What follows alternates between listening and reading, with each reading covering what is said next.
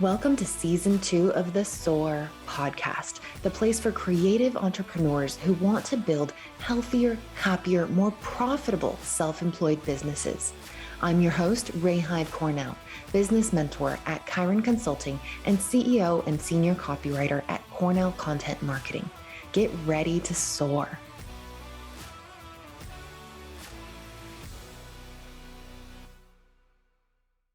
Hey, welcome to the Soar podcast. This is Rai Hyde Cornell, and we have a very good friend of mine on today, April White. April, tell us all about your business. Thanks so much for having me, Ray. So I own Trust Relations. We are started as a PR agency. Now we're actually PR and marketing agency. But essentially started as a virtual agency before the pandemic on purpose, because I saw a way to do things a little bit differently, a little bit, in my opinion, better than the traditional agency format. And that cutting out that overhead of a big office space in a, fancy place in New York or Santa Monica, it doesn't allow you to have senior people working on your accounts for the most part and be profitable. And so rather than doing that, I think it's more valuable to clients to have people that are the right fit for their account and more senior that are leading the account. So basically we do everything now from public relations to SEO and branding and logo design, et cetera, everything in between. But because my personal background is in PR, that's how we started out. I love that you said we started before the pandemic on purpose, because that's one thing that it's funny. I think the freelance industry is one of the fastest growing employment industries in the world right now. And that's because of COVID. And so it's funny that just like when we say like, oh, I was sick over the weekend, but not with COVID. We always have to add that asterisk, like, oh, not with COVID though. And now it's like, I started my business on purpose before the pandemic, because it's almost like the entrepreneurs I meet, and nothing against anybody who went freelance during the pandemic. It's just a funny sort of trend that I'm noticing where it's like 50-50. It's like half the people that I meet nowadays are pre-COVID freelancers and entrepreneurs, and the other half are COVID caused freelancers and entrepreneurs. Right? So yeah, it was funny that you said that. Well, and it was interesting because we actually doubled in size during the pandemic, and in large part, well, a couple of reasons. We doubled in size both in terms of revenue and clients, and also in terms of staff, which obviously need to go hand in hand. But it worked out well in that we ended up having this huge pool of talent to choose from, because people were freelancing all of a sudden. And our model is a little different. We do have full-time people as well, but now we have a network of 35 people. And, of those, 11 are full-time, 12 are full-time, and the rest are still contract, right? And some of them, it's because they want to stay that way. They want to freelance. They like that lifestyle. Some of them are too specialized that there's not quite a full-time job for them yet, because their forte is, something very specific, like AI, or it's, crypto, or it's like health check or something that we just don't have a 40-hour-a-week job for somebody at their senior level, right? So, but what's cool is that then you can pair together people that have those expertise and make sure that they make a holistic team for that client, and everyone's happy because they're doing what they do best. They do what they love, put them all in one team, and voila. And so that's part of the secret sauce that we're working with. But and you get to put all those experts together, and a team of 35, that's huge, especially coming from being a solo freelancer. And that was very much my journey as well. I think at the biggest Cornell was like 32 on our team, and it's way too many people. I had to scale us back, but I also started just solo. And so what's interesting to me about your story, among many things, but the one I want to focus on for right now is, a lot of us get started as freelance writers or freelance social media managers, and we end up evolving into freelance marketers, freelance strategists, freelance copywriters. You started in an area that still baffles me to this day, which is PR. I have clients come to me all the time within the content marketing business going, hey, do you do PR? Can you help me with this and this and this? I'm like, fuck no. Like, I won't go near PR. It's a beast of a service. How on earth did you get into PR? And then how did you get to where you are now with a team of 35? Yeah. Well, first of all, I just want to address what you said, which is that this is not something anybody can take on. And lots of people have discovered this the hard way. I Yeah. cannot tell you the number of marketers that tried to do PR in-house or tried to do it themselves and realized it seems like it'd be easy, right? And in most Yeah. components of marketing, oh yeah, we can probably figure out how to do an e-newsletter. Oh yeah, we can probably figure out how to do social media. Right? Right. There are things that if you're savvy, you're smart, you watch some YouTube videos, take an online class or something, you got it, figured it out. Okay, we can do this. Maybe you're not doing it as well as a professional agency, but you got it, right? Right. PR is not one of those things. Exactly. It is Exactly. it is definitely its own craft within the marketing umbrella, and it's not something you just pick up, right? And So it's also not just writing a press release and sending it through Cision. it's Like so much harder than so that. much It's more than so that. much harder. No, and I've also talked to startups that were scrappy and okay, we went and combed the internet and we found all the emails of the reporters that we thought we needed to pitch and we pitched all of them Yeah. and we got nothing. And it's Yeah. like, yeah, no, that sounds about right. And Yeah. it's like, but they don't understand. Well, we did everything right. We wrote the press release, we put it out, we sent it to all these reporters that write about the things that we are offering, and then nothing, crickets, Yeah. So first of all, yes, it is its own art form. I am a former journalist. And so when I got into PR, it was as a media relations specialist and technical Mhm. writer, first technical writer, then media relations specialist, where all I did was pitch the media Mhm. because I knew as a former journalist what would actually get my attention, what would actually make me write a story, and what would be in service of me. And so the biggest trick about PR is that what you're really doing, you cannot view the media as a vehicle to your success.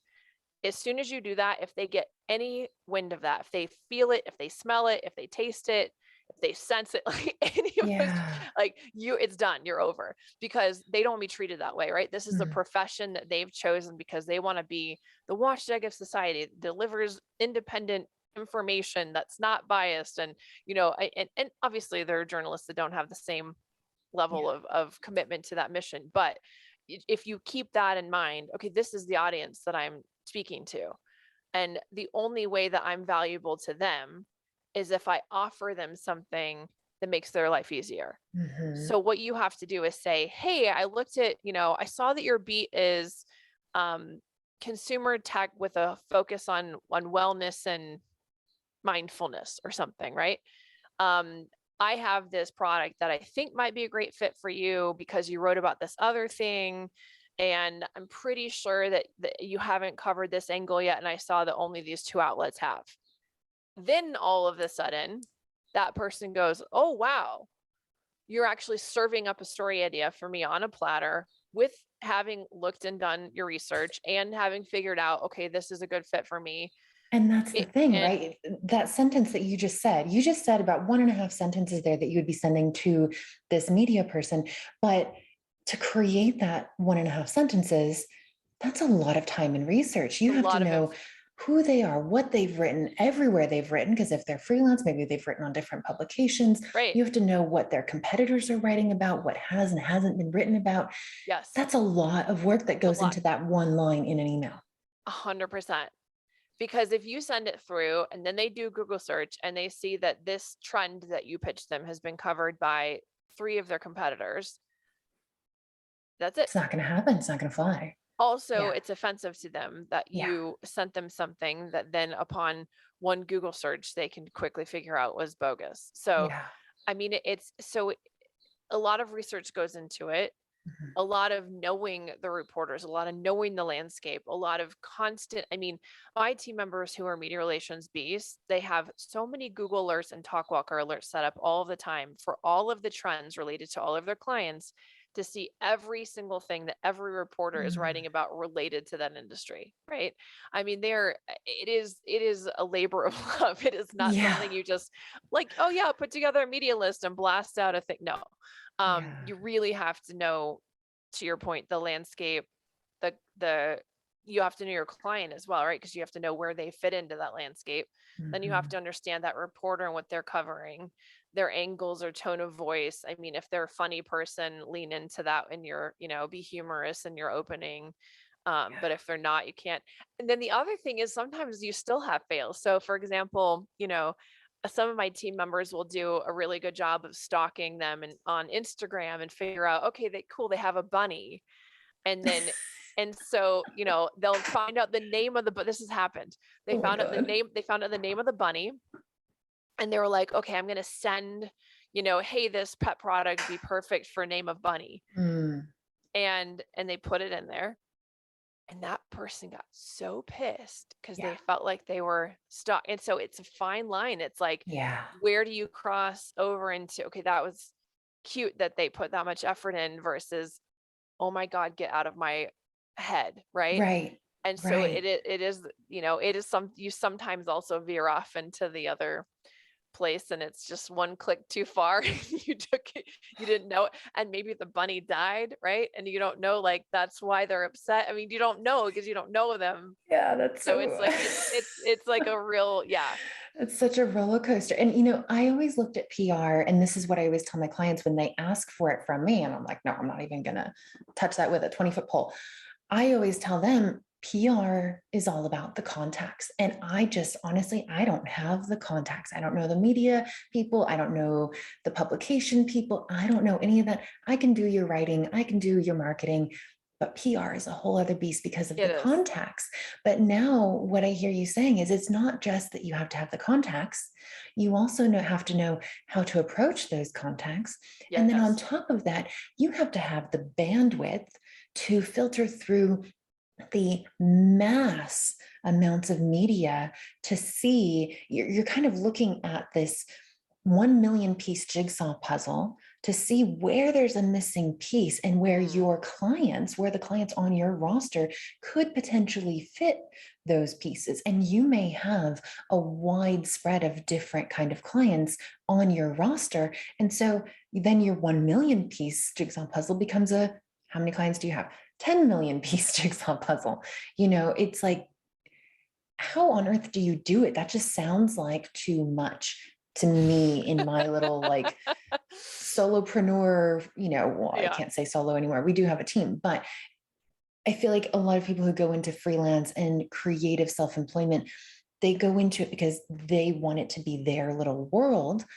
But it sounds like PR is something that could be very attractive for people to get into, but I would hate for someone to go into it with these shiny misconceptions and then get into it and go, holy shit, this is way more involved than I thought it was going to be. So in your opinion, who is the right fit for being a freelance PR person? That is a great question. You have to have the tenacity of a bulldog, and it has to not go away. I mean, if you have that, then you have a fighting chance. If you really, really, really love what you're doing, and whether that's you're a PR writer or you're great at media relations or great at account work, I mean, but PR in general takes the tenacity of, honestly, I don't know if there's another profession that takes the same amount of, I mean, not that it's the most, but I don't think there's anything that takes more tenacity than Yeah. PR. Like, I you mean, have in to just not. creative digital services, I would say that PR is the most, the word beast just keeps coming to mind. And that's why I've used it 17 times already, but it's the most beastly. It's the most intricate and involved and almost like an iceberg where your clients only see the tip of the iceberg, but then there's all this massive work underneath that holds that tip above the water. Yeah. And part of it is that, I mean, it's not a matter of spray and pray, which a lot of people think, oh, well, you just, sent this out to 500 people and then you get 5 emails back. How hard is that? That's not what it looks like. Because what it looks like, if you're doing it right, is that you're customizing every single email, every single follow-up. And then on top of that, if you're not getting a response, you're A/B testing your subject line to see, okay, does this one get a better response? What about this opening line? What if I switch it to this? Okay, well, these people opened my email, because you do track these things, right? If you're doing this right, but you also can't show that you're tracking it because media gets pissed. So you have to use Streak or something like that, where you can see, okay, this one got opened, this one didn't. Let me switch. So the follow-ups for, subject line A are going to now be follow-ups with an edited subject line of B because that one got opened. And also this, I'm going to have to retool it because this isn't working as is. I need to add a trend. I need to add data. I need to add stats. So it's like you have to just constantly Yeah. sort of like, okay, let me try this. If that didn't work, let me try again, try again, try again, Yeah. So it's not just, let me just keep emailing. Yeah. It's a lot of, it's an art and a science. yeah. Yeah. And so one more question I want to ask you before we go to break is, you mentioned there are people who could be a PR writer or a PR, data miner, something like that. So you really head up the whole beast. You head up the entire mission. You have all these branches, all these different initiatives going on, and you're at the head of it all. But you need people who are experts in their own lane in those individual roles. So if someone looked at what you do and they go, whoa, that's just too much. I'm not there yet. I don't know if I ever even want to be there, but they're still interested in PR. What other areas could they get into? That's a good question. Before I answer that specific one, I do just want to warn everybody that if you are thinking about becoming me, you will, full disclosure, you will no longer be doing PR, right? So just keep that in mind. Somebody told me that when I started the company, hey, whatever, if you really love doing this, just know you're not going to do it anymore because you're running a company now. Yeah. So you don't do PR anymore, right? You don't Right. You pitch the delegate media. the PR. That's right. Yeah. So just to answer that, I mean, it sort of depends. They're kind of, I mean, there are sort of different avenues that are pretty clearly marked. One is being a PR writer, where you're writing a lot of press releases and messaging and press kits and bios and things like that, where you're doing strategic writing that takes a client's marketing messages, but also make sure that there are proof points that the press is going to demand. Because unlike marketing writing, you can't get by with the fluffy copy that sounds really great but doesn't have any substance. Yeah. And not to say marketing writing doesn't have substance, but it's just that the media is going to fact check and double check and want proof for everything. So if you don't have a case study to back it up, don't put it in there. Right? It's much more scrutinized than it's marketing, writing, and much copywriting. more. Yeah. Yeah. Yeah. So that's a pretty clear avenue. Media relations is another clear one, where people just, if you can pitch the media and land stories, God bless you, you'll always have a job, because there's always a need for that. And if there's a specific industry that you really gravitate towards, if you love sports PR, you love tech PR, you love food and beverage PR, I mean, you can specialize in those things too, right? And say, okay, I'm going to be the best media relations person for every single food and beverage brand known to mankind. You can do that and make a go of it. Data is not something that I've seen as a full-time dedicated role. Research is important, but it tends to fall into the media relations category. So it'd be harder to carve that out as your own niche. But account management is another thing that people always need, because it is very, and client services.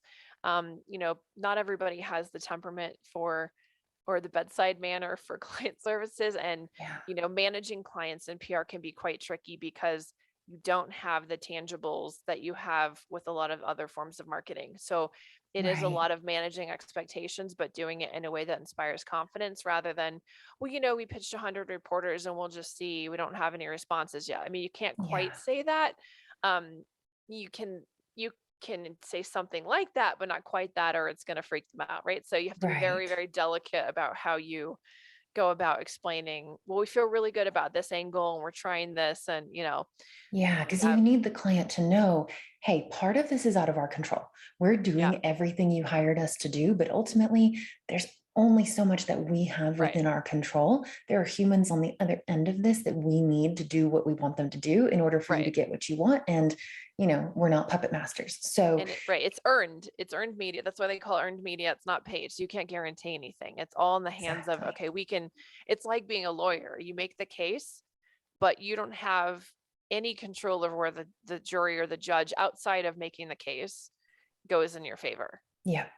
Yeah. And so you do your best and you put your best foot forward and you give them, okay, well, this worked for these other 10 clients, so it should work for you as well. But and obviously that's not quite how you would phrase it, but it's like, it does take a very specific personality to do that well. And the team management side of things too, right? Because it's difficult to get everybody working in concert together. So you're sort of Exactly. orchestra conductor And at a certain that's point. what I want to ask you more about, the client management versus team management on all the agency things. I'm going to ask you about that right when we get back from a really short break. We'll be right Perfect. back. Hey, Rai Hyde Cornell here. If you're tired of doing it all yourself, all on your own, and you want a supportive, high vibe place to call your home, then the Archer Mastermind is where you belong. This small group program includes monthly business building trainings designed specifically for you and where you are in your business, Chiron Council group coaching sessions, motivating co-working sessions, special ticket prices for retreats in Colorado Springs, Las Vegas, Sedona, plus free access to Business Building Week and everything inside the Chiron Academy, which includes all of my workshops and courses to help you make massive leaps forward quickly. The Archer Mastermind is the ideal place for creative entrepreneurs who are ready to take their businesses seriously and remove roadblocks to success every single day. Early bird pricing is open now through November 30th. And if you're listening to this after November 30th, you can still get in. We open the doors for the Q1, Q2 Mastermind cohort on January 1st. So check it out, learn more, and apply at chironconsulting.us/mastermind. All right, we are back with April White of Trust Relations PR Agency. So April, we've talked about the great conundrum that is PR and whether you should or shouldn't get into it and what you really need to know, like the nitty gritty of what you need to know if you're going to enter this very, what's the word I'm looking for?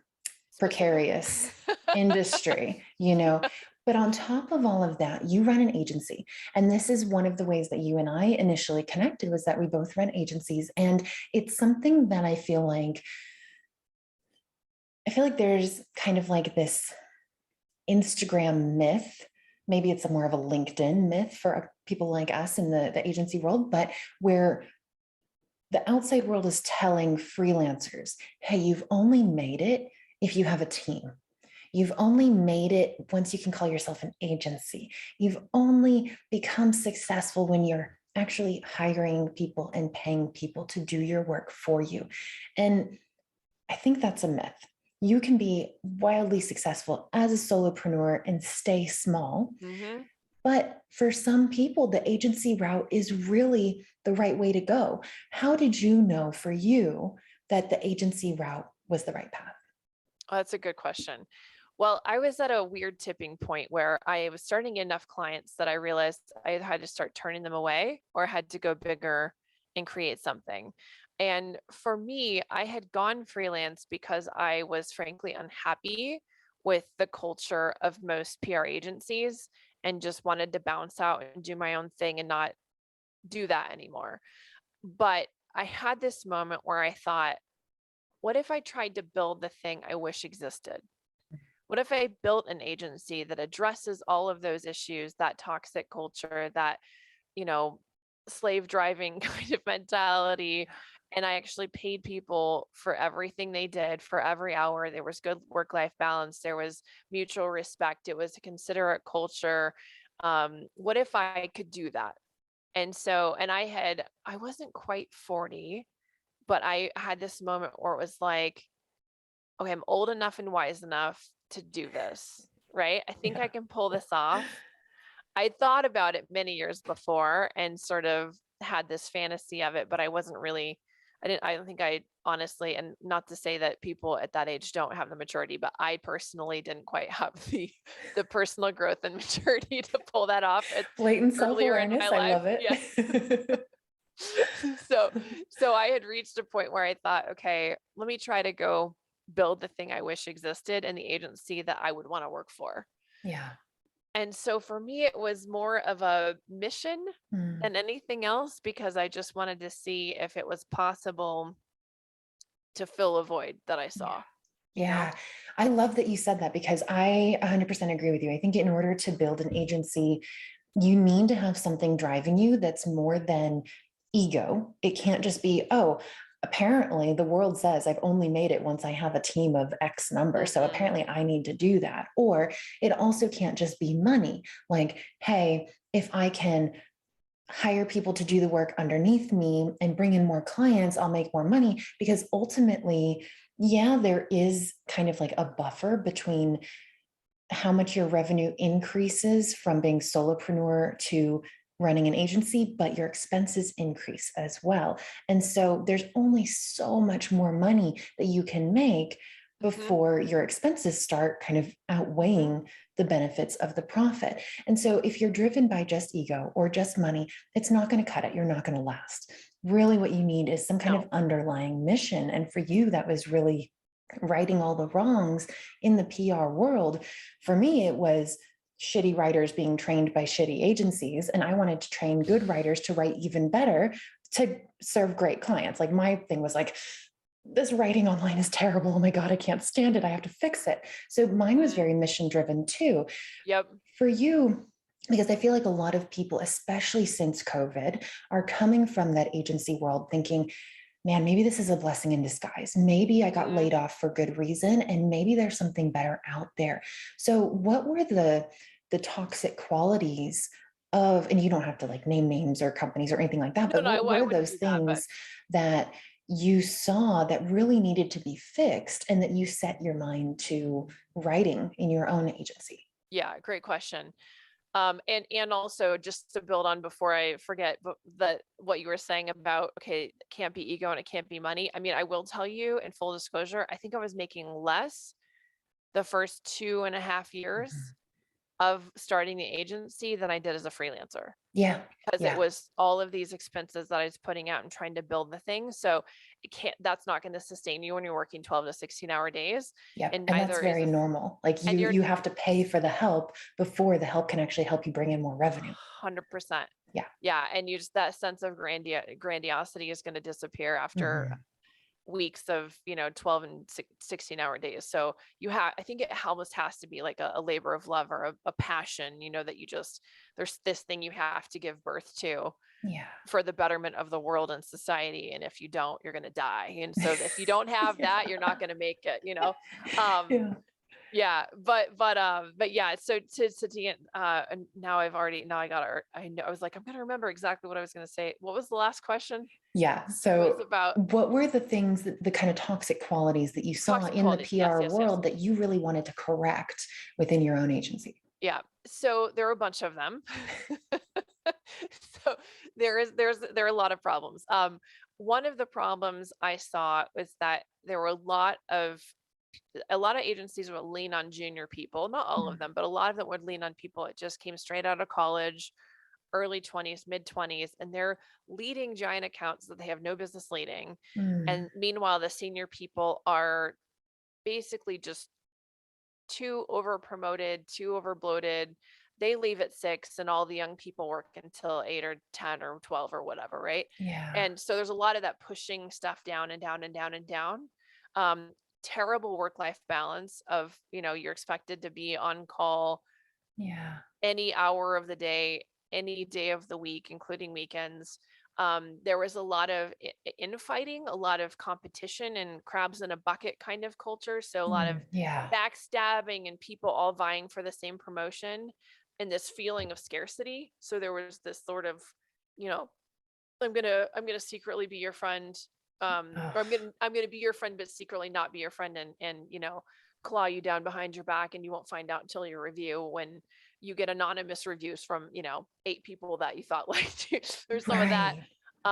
There was a lot of for some reason a lot of over promoting of people that were incompetent to senior positions. I still don't understand why that was happening.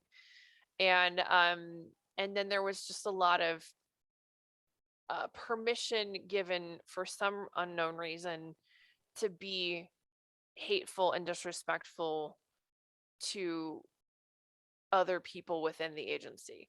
So a lot of there was one agency, it was kind of like Mean Girls in high school. Yeah. But it was the corporate professional version. And so it was like people were a little bit more savvy about doing it, but they were just as awful. I mean, there are definitely some toxic leadership issues with people that were just either had mental health issues or drug abuse issues, or I mean, all those things I saw more than once. Yeah. And then suddenly all that, they always say the shit rolls downhill, right? And so it Right. did. Um, and so there was a lot of that. And then just a lot of, the other thing I didn't really love was that for some reason, PR industry has decided that you have to be good at all of the components of PR to Mm. be a successful publicist. Meaning you have to be a great writer, you have to be great at media relations, you have to be great at account management, you have to be a great client management and budgeting and new business, right? And some people, yes, are multifaceted and versatile and can do all those things well, but not most. Yeah. Yeah. And That's like a rare unicorn, especially in the it's industry. asking a lot, right? It's Yeah. asking a lot of people.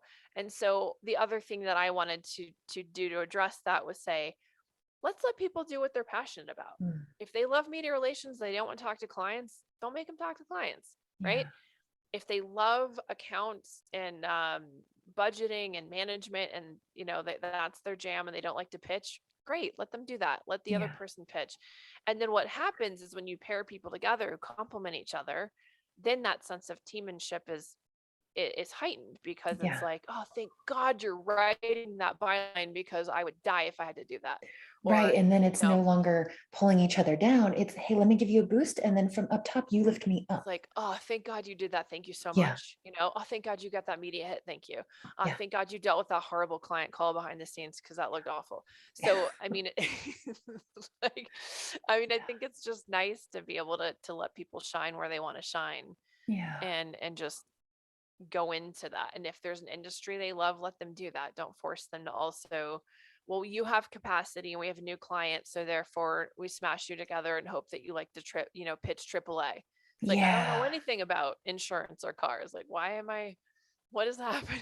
Yeah. So It's funny that you say that, because I do the same thing within our agency. I like to pair our writers with the clients that they're most interested in. And excited if we about. end up getting, yeah, excited about, if we end up getting a client who, let's say, so for example, we're just starting with this new client in July, we're recording this in June of 2022. And right now I don't have any writers on my team who are super passionate about this client's topic. So guess what? I'm hiring new writers. I don't want to force someone to write about something that they're not passionate about, Mhm. because then it's going to be shitty content. They're going to feel like the work isn't worth it. It's just not an equal, what am I trying to say? Like monetary exchange for the energy. It's just not going to work out. So Right. don't force a square peg into a round hole. Yeah. Yeah. So what would Agreed. be your best advice for someone who was thinking about going down the agency route? Best advice. Well, let's see. Let's see if it's my best advice. Like I said before, if you want to start this, you have to know what your mission is and that you're really passionate about this. I mean, that this is a hill you're going to die on, and this is the Mm. thing you're going to not sleep for.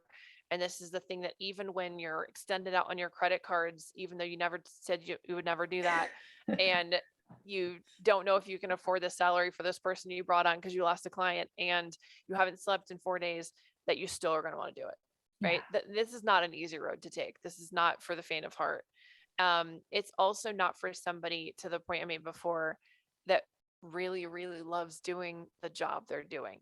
Mm. So if you are somebody who is still passionate about the industry and you have as much passion for that as the work itself, and you're not going to feel like your breath was, taken from you because you no longer get to write, or you no longer get to pitch media, or you no longer get to fill in the blank, whatever your craft is. Yeah. If you can live with not doing that, but overseeing people who do it and not get jealous, and maybe you're even a little burnout on doing it yourself, but you still, you know, that's what and that's where, Yeah. you see something in the industry that can be done better.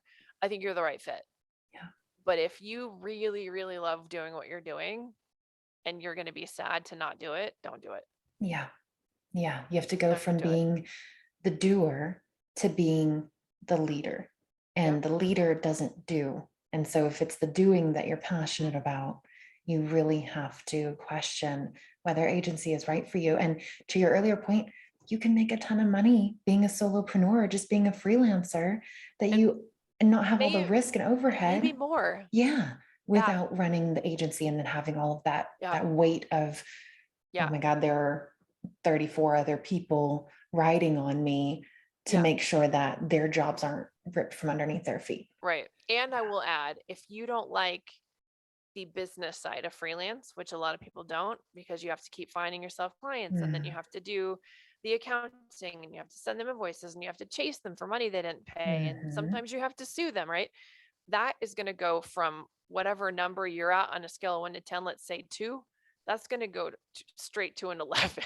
Yeah. On a Spinal Tap 11, right? So if you don't like that, then it's not for you. And it's all your responsibility. If you love pitching clients, and you love the new business development, and you love marketing, and you love,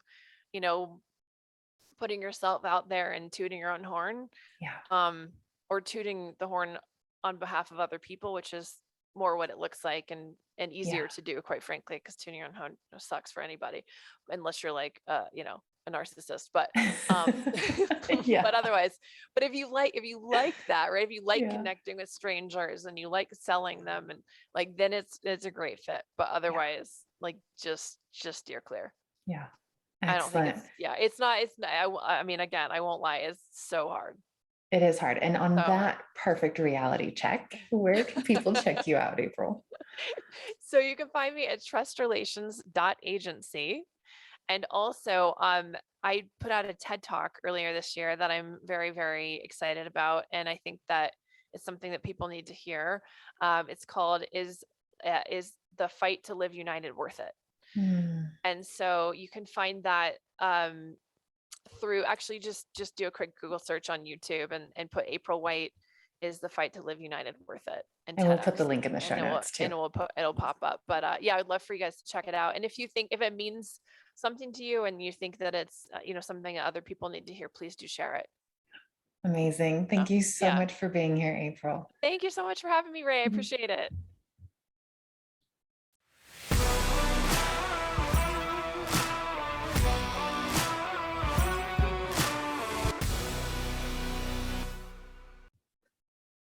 Hey, Ray here again. Thanks for listening.